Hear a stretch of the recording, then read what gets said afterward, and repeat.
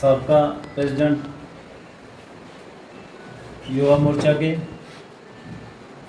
मेरे बड़े भाई विक्की जी, मेरे भाई नज़ीर साहब, मास्टर साहब और जितने हमारे साथ बुज़ुर्ग बैठे हुए हैं, नौजवान हैं,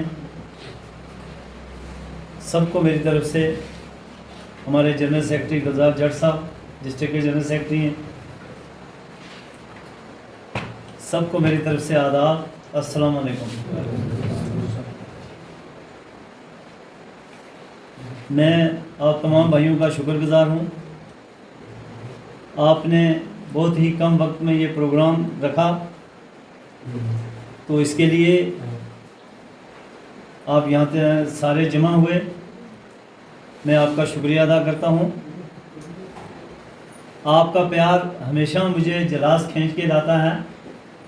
आज कोई इलेक्शन नहीं है, वोट मांगने की बात नहीं है, लेकिन जब आपके दर्द में सुनता हूँ, कोई मेरे पास जाता है, परसों भी आपके कुछ लोग गए, मेरे बड़े भाई हैं चमन साहब, जब ये गए, इनके साथ ही ये सारे मखना जी हैं, नज़ीर साहब हैं, फौजी साहब, ये दूसरे फौजी साहब, ये सारे जब गए वहाँ, तो मुझे लगा कि इन लोगों के साथ ज़्यादती हुई है।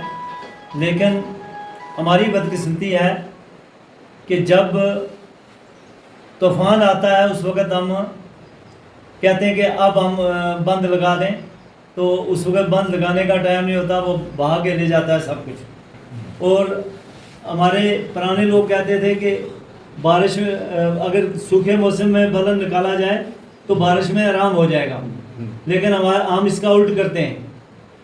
हमें जब इलेक्शन आता है, ख़ासकर हमारे रजौरी पुंछ के लोगों को, पहले ये हमें तकसीम करते रहे गुजर और पहाड़ी में, और अपनी रोटी सेंक लेते रहे, और इस जोश में हमने कभी उस आदमी को आगे नहीं लाए जिसके अंदर आवाम का दर्द हो, आपके दर्द को महसूस करता हो, आपके दुख दर्द में शामिल रहा हो, आपकी खुशी में शामिल रहा हो, आपकी परेशानियों को जानता हो, आपके इलाका के क्या क्या मसाइल हैं उनको जानता हो। उन लोगों को कभी भी आगे आने का मौका नहीं मिला। उस बात में हम बैठ जाते थे गुजर और पहाड़ी के चक्कर में, कभी हिंदू और मुसलमान के चक्कर में। लेकिन मैं मुबारक देता हूँ हमारे मुल्क के कायद को, जिसका नारा था सबका साथ, सबका विकास, सबका विश्वास। नरेंद्र मोदी साहब जो हमारे प्रधानमंत्री हैं, और हमारे होम मिनिस्टर अमित शाह साहब, उन्होंने खासकर से रजौरी पुंछ के इलाका का जो तफसीली जायज़ा अपनी एजेंसियों के ज़रिए लिया, और उन्होंने देखा कि यहाँ के सारे लोग एक ही इलाका में बसते हैं, एक ही जैसी इनकी मुश्किलात हैं, परेशानियाँ भी इनकी बराबर हैं। तो उन्होंने हमें सबको ऐड पार कर दिया। पहाड़ी को भी शेड्यूल ट्राइब का स्टेटस दिया, और उसमें हिंदू सिख बरादरी और मुस्लिम पहाड़ी बरादरी को और गुजर बरादरी को ये यकीन दहानी के करवाई कि हम आपका 10% है, उसमें से -1% भी किसी का कम नहीं करेंगे। और इस दूसरी बरादरी को भी दिया, और उन रीजनल पार्टियों का वो नारा जो हमें लड़ाने का था वो ख़त्म हो गया।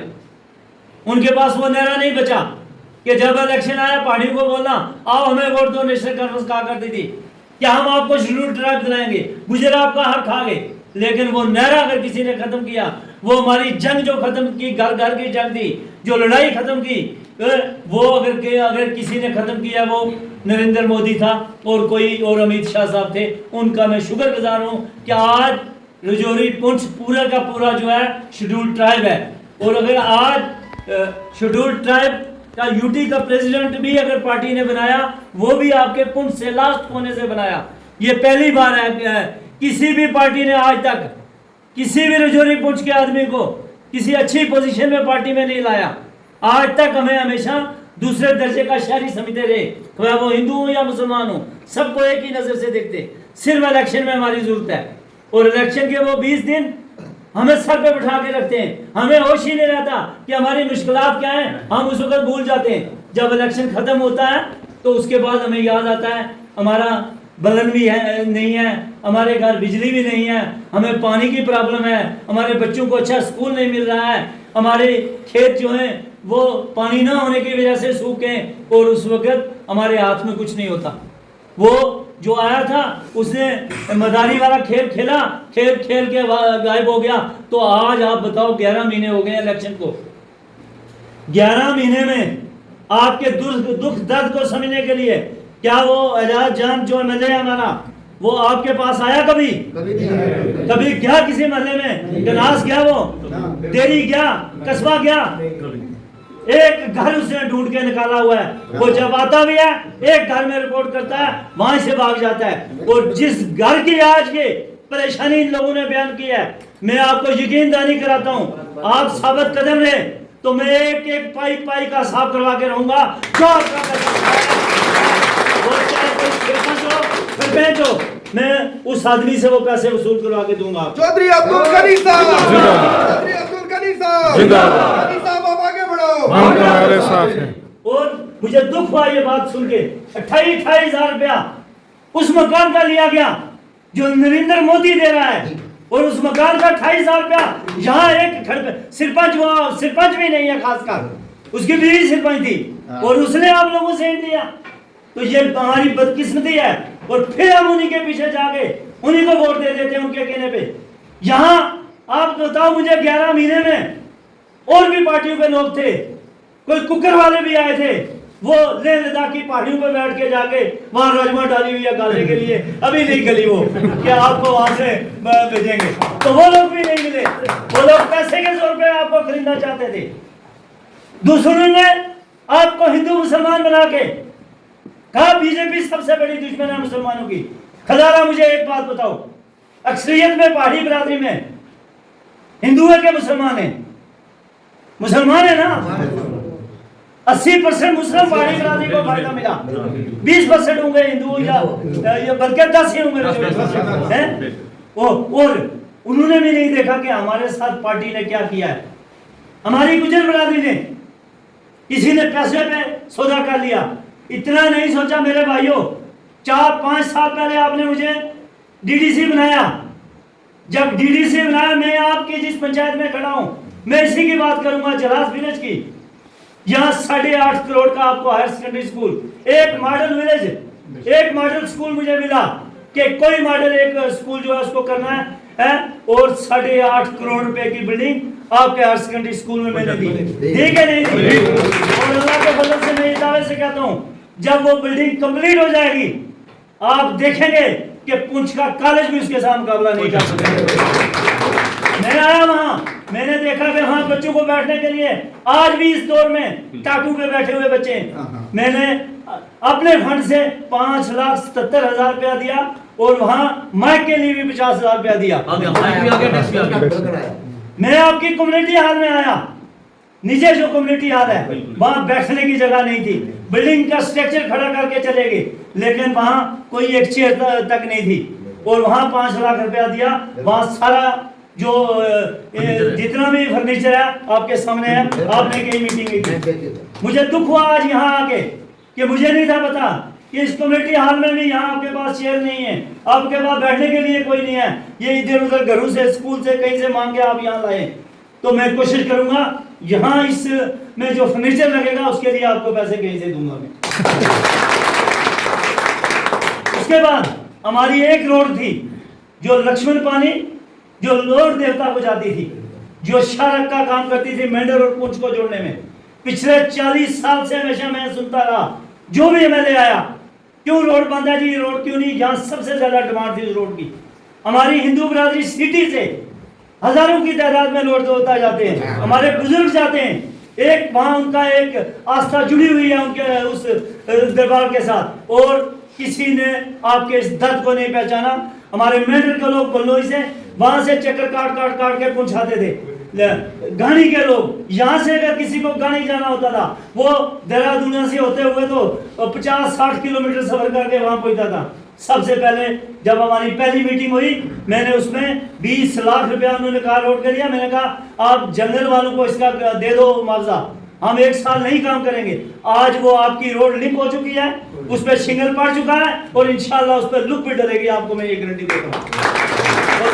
वो रोड ऐसी है जो यहाँ के हिंदू मुस्लिम सबको जोड़ती है आपस में, गानी और मेंढर के लोगों को फायदा होता है। उसके बाद आपके पानी की बड़ी खस्ता हालत थी। नीचे जलास लिफ्ट स्कीम थी, 3 करोड़ रुपए की लिफ्ट स्कीम उसी तरह पड़ी हुई थी, किसी ने हाथ तक नहीं लगाया। 20 साल पहले शुरू हुई, वहीं बंद हो गई। हमने उसको दोबारा चालू करवाया और उसके लिए पैसा नहीं था, पिछले दिनों में बंद थी स्कीम। मैंने मंत्री साहब से रिक्वेस्ट की, जावेद राणा साहब से, और उन्होंने पहली फुर्सत में जलास लिफ्ट के लिए उन्होंने 50 लाख रुपया जो है नाबार्ड से दिलवाया और वो पैसा आ चुका है, अभी काम स्टार्ट हो जाएगा। आपकी NRDWP की स्कीमें थी, जितना पैसा पिछले साल था हमने काम करवाए, आपके सामने है। ये ऊपर से लास्ट कस्बा दाखा वाली मोड़ा देरी ना सब जगह वो पानी गया, और जो इनकम्प्लीट था वो पैसा ना होने की वजह से मैं जावेद राणा साहब से मैंने पर्सनली बात की। मैंने कहा आप इस स्कीमों को कंप्लीशन के लिए पैसा दे दो, और मैं उनका शुक्रगुजार हूँ कि उन्होंने मुझे उस के लिए भी जो आपकी वो स्कीम है 40 लाख रुपया दिया है। आपकी जो टोकी बांध स्कीम थी उसके लिए उन्होंने 25 लाख रुपया दिया है। कलसा मंगनार जो थी कन्हास जो थी उसके लिए 40 लाख, 25 लाख दिया, 35 लाख दिया है। जो मंगनार कलसा थी स्कीम, उन स्कीमों को कंप्लीट करने के लिए इस तरह मेरे ही 2 ब्लॉकों में काफी सारी स्कीमें थी जिनके लिए उन्होंने पैसा रिलीज किया। कम से कम 6, 7, 8 करोड़ रुपया जो है उन्होंने NRDWP का पैसा जो है वो कंप्लीट किया कि 2 साल के अंदर इन स्कीमों को कंप्लीट कर दिया जाए। लेकिन 11 महीने से हमारी पाइपें जहां पड़ी हैं, हमारी रोडों का काम जहां पड़ा है, आपके यहाँ 5 करोड़ 75 लाख की पटियां रोड जो है, जिसके बारे में हाजी साहब कह रहे थे, पटियां रोड थी, लेकिन अभी तक वो कंप्लीट नहीं हुई। पिछले 10-11 महीने से उसका काम बंद है। परसों हम सारे साथी DC साहब के पास गए, हमने कहा नाबार्ड की सारी रोडें बंद हैं, आपकी JJM की सारी स्कीमें बंद है। तो उन्होंने परसों हमें यकीन दहानी की कि वो रोडों का काम दोबारा शुरू हो जाएगा। और हमारी स्कूल बिल्डिंगों का काम बंद किए हुए थे, इस सरकार ने आते हुए तमाम पहले प्रोजेक्ट बंद कर दिए, कोई काम नहीं चला है। आज वो यहाँ बड़े बड़े दावे करते हैं, किसी एक घर में आके कमरे के अंदर छुप के बात करते हैं कि हमने जनाब PMGSY की स्कीमें लाई। मुझे आप बताओ, प्राइम मिनिस्टर गारंटी की योजना वो किसकी है? प्रधानमंत्री दे रहा है। अगर चीफ मिनिस्टर देता होता तो वो लिखा जाता ना चीफ मिनिस्टर योजना, वहां प्रधानमंत्री का नाम तो नहीं होता। और हमने यहाँ सर्वे करवाया, हमने 2023 में ये रोडें, एक तुषानार जो लास्ट है, इनको तो हैबिटेशन का नहीं पता वो कहाँ है हैबिटेशन, दूसरी कनास, दोनों रोडें सैंक्शन हो गई, टेंडर लगे हुए हैं। अगर इनके पास करोड़ों रुपए होते हैं, मैं आपको एक छोटी सी मिसाल देता हूँ। आपकी रोड है सर वाली रोड, आपकी रोड है ये नाड़ वाली रोड, पोठा वाली रोड, खदारा बताओ कितने खड़े हैं उन रोडों में? ये नीचे से रोड आ रही है बेरा रोड, कितने खड़े हैं? मैं आपको करोड़ों के ऐलान करूं तो मेरे पास 10 रुपए खड़े बनवाने के नहीं, क्या आप मेरी बात पे यकीन करोगे? ये करोड़ों के प्रोजेक्ट प्रधानमंत्री ने सैंक्शन किए, और शिवराज सिंह इस रूरल डेवलपमेंट डिपार्टमेंट के मिनिस्टर एंड सेंटर में, उनकी मेहरबानी है 316 रोडें हमें जम्मू कश्मीर में दी, जिसमें से रजौरी पुंछ में 82 रोडें। और वो इस सरकार ने, मैं कल गया था सब्जियां, तो मैंने देखा मंडी सब्जियां रोड, चंडक मंडी रोड, मंडी लोरल रोड, आप जाके देखो, मुझे अल्लाह की कसम वो उन रोडों को देख कर रोना आता है कि यहाँ हजारों की तादाद में लोग बसते हैं और उन लोगों को चलने के लिए रास्ते नहीं। मेरी आंखों के सामने एक मोटरसाइकिल एक्सीडेंट हुआ, तो वो बच्चे पता नहीं किस तरह अल्लाह ताला की कर्म से बच के नहीं, और खड्डे में जब लगा मोटरसाइकिल साइकिल उल्ट गया। तो ये हालत है, जो सरकार 11 महीने में वो खड्डा नहीं भरवा सकती, तो आप क्या समझते हैं वो करोड़ों रुपए के प्रोजेक्ट दे सकते हैं? ये सिर्फ सेंट्रल गवर्नमेंट है जो दे सकती है, और वो एक एक रुपए का हिसाब लेना जानती है। आपने सुना होगा परसों ही इस करप्शन के खिलाफ, इस देशद्रोही के खिलाफ उन्होंने एक कानून बनाया है, उसमें प्राइम मिनिस्टर ऑफ इंडिया से लेकर चीफ मिनिस्टर से लेकर मंत्री तक कि कोई भी अगर किसी ऐसी प्रैक्टिस में इन्वॉल्व होगा, 1 महीने अगर वो जेल में रहा होगा या रहेगा, तो वो उस कुर्सी से बरतर हो जाएगा। वो इसीलिए पास किया कि हमारे यहाँ लाखों करोड़ों अरबों के घोटाले हुए कांग्रेस के दौर में। हमने ये भी सुना लोगों के बाथरूमों से जो है बोरियां जो है नोटों की पकड़ी गई, लेकिन कोई नहीं पूछता था। आज 11 साल में बताओ, कोई आज तक कोई करप्शन का केस किसी मंत्री के खिलाफ आपने सुना है? यहाँ भी तो मंत्री है ना, यहाँ भी हुकूमत है। इस हुकूमत ने आपके दर्द को समझा, आपको हर घर को 1.5 लाख रुपया मकान बनाने के लिए दिया, और अगर बाप को दिया, 4 बेटे उनको भी सर्वे में दोबारा शामिल करवाया। और इस बार उन्होंने तमाम ब्लॉक डेवलपमेंट ऑफिसर से एक सर्टिफिकेट मांगी है कि कोई मुस्तहिक आदमी जो है वो नहीं रहना चाहिए। तो आप बताओ, जिस पंचायत में, यहाँ पंच भी हैं कुछ, यहाँ सरपंच भी सारे बैठे हुए हैं, जिस पंचायत में 1.5 मकान मिला करता था, मैं खुद एक जमाने में सरपंच था और 1.5 मकान में मिलता था, और वो 1.5 मकान सरपंच किसको देगा? हाँ, अगर वो जायज भी करेगा, लोग कहेंगे ये इसका रिश्तेदारी निकाल। गांव में तो रिश्तेदारियां होती हैं, कहते थे अपनों को दे दिया, खुद खा गए। लेकिन आज मेरे अल्लाह का करम है, उस हमारे लीडर का विजन है कि हर घर में पक्के कमरे होने चाहिए, बाथरूम पक्का होना चाहिए, कम से कम उसकी रसोई पक्की होनी चाहिए। हर घर को वो 5-5, 7-7 लाख रुपया हर घर को बेनिफिट मिला है कि नहीं मिला? इस साल 50,000 मकान और आ रहे हैं आपके, जिन लोगों के नहीं बने थे वो कंप्लीट होंगे। बाकी आप खुल के बोलो, अगर आपसे कोई करप्शन करता है, डिपार्टमेंट का आदमी करता है, किसी आदमी का जायज काम है, वो उसको इग्नोर करता है, मेरे दरवाजे 24 घंटे खुले हैं। मैं इलेक्शन हार भी गया, आप बताओ मुझे 11 महीने में मुझे यहाँ ही पाया ना आपने, आपके बीच पाया ना, बाकी कोई मिला आपको कहीं नजर आया? और ना आएंगे इंशाल्लाह। और 6 महीने के बाद खुद ही ये दीवार गिर जाएगी। ये जो झूठ मूठ की, जिस दीवार को 200 यूनिट बिजली गरीब आदमी से वादा किया गया फ्री देंगे, जिस दीवार को बनाने के लिए, बिल्डिंग बनाने के लिए 10 किलो राशन हर आदमी को फ्री देने की बात की गई, हमारी बुजुर्ग महिला को 5,000 रुपया पेंशन देने की बात की गई, हमारे जो पेंशन थे, हैंडीकैप थे या ओल्ड एज पेंशन वाले, उनको 3,000 रुपया महीने की बात की गई, हमारे नौजवानों को 1 लाख नौकरी देने का वादा किया गया, हमारे डेली वेजर जो हैं, किसी भी डिपार्टमेंट के जो लोग हैं, उनको 60,000 को परमानेंट करने की बात की गई। यहां तक फारा गार्डन में कहा गया कि हम आपको दाल, चीनी और मिट्टी का तेल भी देंगे। ये बात कही थी नहीं चीफ मिनिस्टर ने? तो मुझे खजाना बताओ, ये बात कहा गया कि आपकी जितनी भी महिलाएं हैं, हमारी बहनें जो, उनको फ्री गाड़ियों में सफर कर। मुझे बताओ कितनी फ्री गाड़ियां यहाँ लगी हुई जनाब, जो कुछ तक हमारी बहनों को ले जाती हैं, वापस लाती हैं? कोई एक वादा पूरा हुआ है 11 महीनों में? अगर हुआ तो कोई एक हाथ हटा के बताए, अगर नहीं हुआ तो हमारा फर्ज है, और ये अमान भी होना चाहिए, हक की बात कहते हुए डरना नहीं चाहिए। जब तक आप स्टेज पर चढ़ के बात नहीं करोगे, आपकी बात कहीं नहीं पहुंचेगी। जब तक आप जाके उस आदमी की गलत करने वाले की शिकायत नहीं लगाओगे, तो आपकी बात सुनेगा कौन? आप अगर अपने अंदर ही दर्द को दबाते रहे तो उसका कोई फायदा नहीं है। इसलिए सेंट्रल गवर्नमेंट ये स्कीमें दे रही है, चाहे वो मकानों के पैसे हों, चाहे एमजी निर्गा के पैसे हों। इन्होंने एमजी निर्गा पे बैरियर लगा दिया पिछले दिनों में कि लैंड लेवलिंग जो है इसमें नहीं आनी चाहिए। आप मुझे बताओ, गरीब लोग लैंड लेवलिंग के अलावा क्या करते हैं? इसमें बल्लन नहीं आना चाहिए जी, इसमें डंगा नहीं आना चाहिए। तो डंगा नहीं, बल्लन नहीं बनाना, लैंड लेवलिंग नहीं बनाएंगे क्या उससे?